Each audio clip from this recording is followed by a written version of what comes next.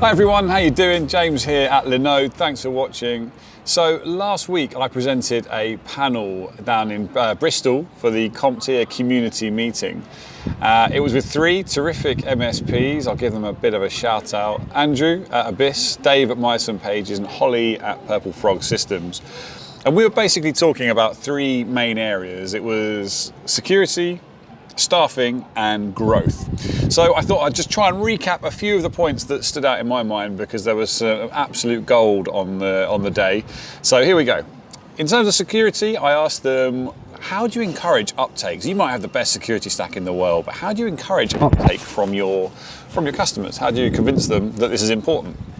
The feedback was don't sell, just explain, educate, and make sure they understand the risks using stories. And then it's down to basically providing advice.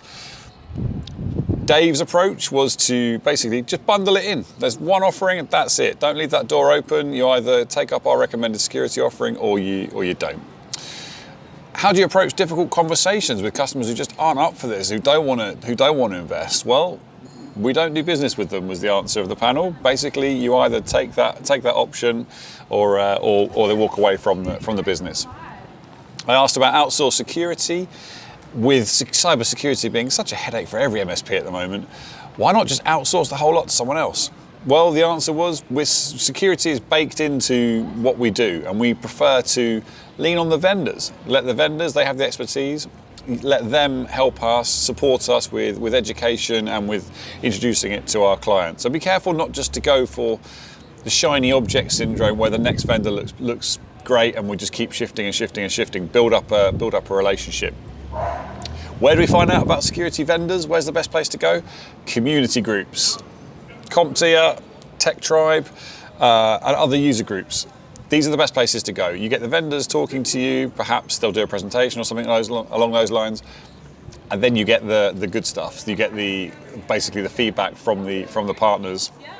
A lot of them will already be using it. There'll always be some in the room that are already using those products. And so that was basically the consensus is, that's the best place to get your raw feedback on the best vendors to work with.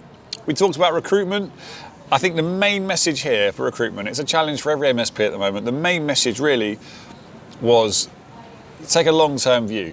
You can look for the perfect tech. You can go and find someone who's got all the accreditations you need.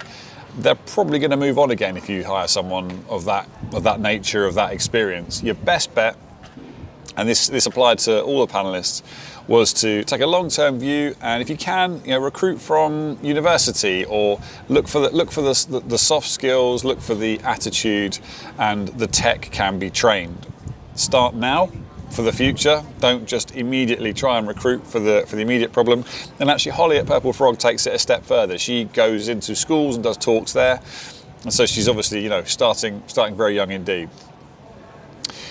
Retention, recruitment is key. I mean, if you'll have a recruitment problem. If you've got a retention problem, then you've got a recruitment problem essentially. So make sure you fix that, have less staff turnover, and Dave's actually recruited from family connections, so you can do that via Facebook, I guess, as well.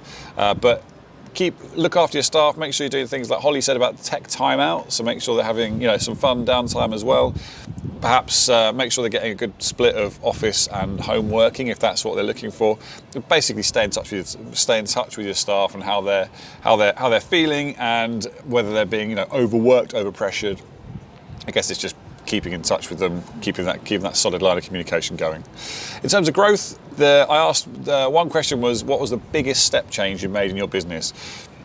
For Andrew, it was basically not to have a tiered approach to the packaging, to do it his way. He's come up with one trademarked approach, and there's only one option for service delivery, so that's it. You basically stand behind that, and your customers have one choice, and it's the best option.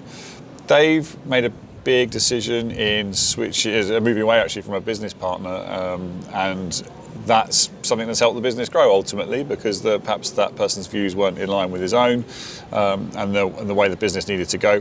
And he's obviously been doing a pretty good job because the business partner's son remains with the business 13 years on.